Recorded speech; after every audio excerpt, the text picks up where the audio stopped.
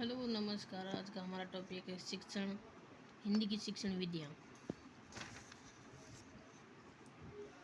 ये topic second grade के second paper Hindi के लिए शिक्षण विधियाँ अति महत्वपूर्ण हैं।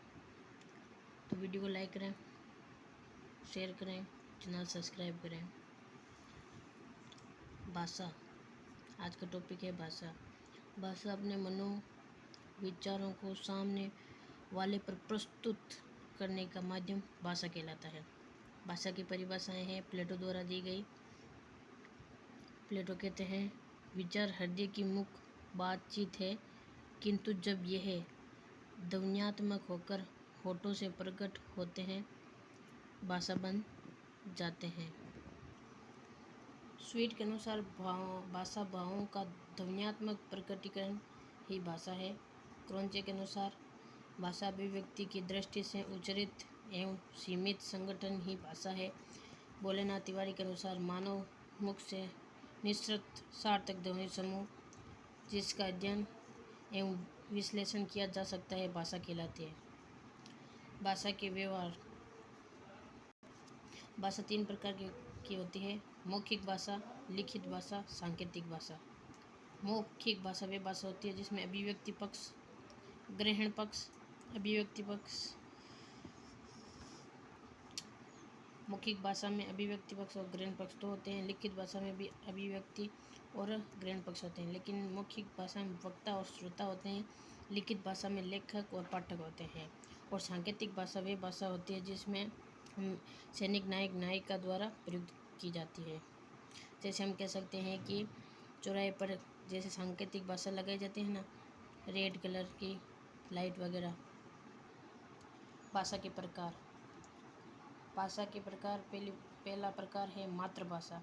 किसी क्षेत्र विशेष में बोली जाने वाली समाज द्वारा स्वीकृत वह भाषा जिसमें वहाँ के सामाजिक एवं सांस्कृतिक दायित्वों का निर्वहन किया जाता है मातृभाषा कहलाती है। मातृभाषा को बोली भी कहा जाता है।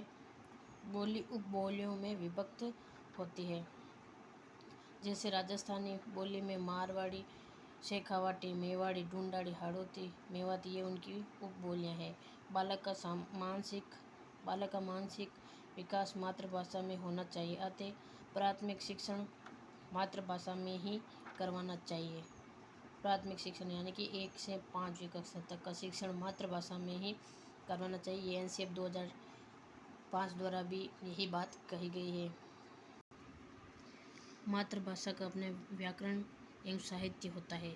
फिर दूसरी है राष्ट्रभाषा।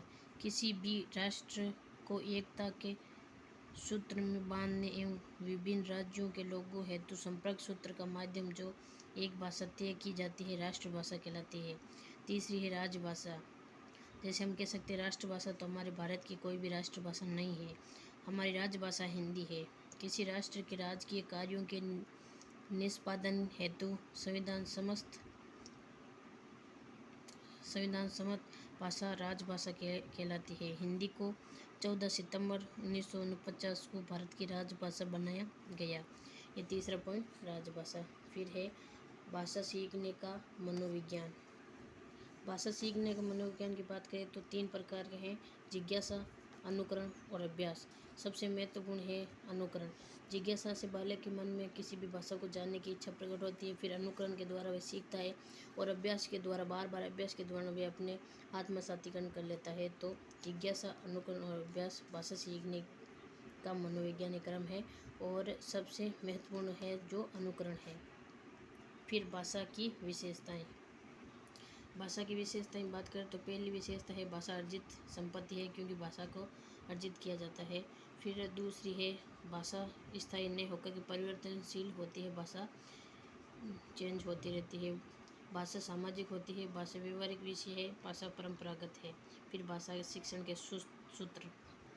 भाषा शिक्षण के सूत्र पहला है सरल से जटिल की ओर, फिर दूसरा है ज्ञात से अज्ञात की ओर। भाषा में से ज्ञात से अज्ञात की ओर सीखी जाती है। फिर स्थूल से सूक्ष्म की ओर और चौथा है विशिष्ट से सामान्य की ओर।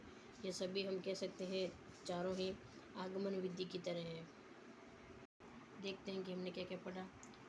हिंदी शिक्षण विद्या में हमने आज का टॉपिक भाषा पढ़ा, फिर इसकी जो 4 परिभाषाएँ अलग अलग मनोविज्ञानियों द्वारा दी गई है वे, फिर भाषा के व्यवहार, भाषा के प्रकार, भाषा के 3 प्रकार बताए गए हैं, मातृभाषा, राष्ट्रभाषा, राजभाषा। ऐसे क्षेत्रीय और प्रादेशिक भाषा भी होती है, लेकिन 5 होती है, लेकिन यहाँ पे मैंने 3 मोस्ट ही लिखे हैं। भाषा सीखने का मनोविज्ञान और भाषा की विशेषताएं और भाषा के शिक्षण सूत्र।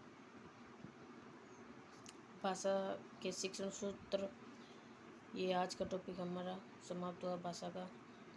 वीडियो को लाइक करें, शेयर करें, सब्सक्राइब करें चैनल को। धन्यवाद।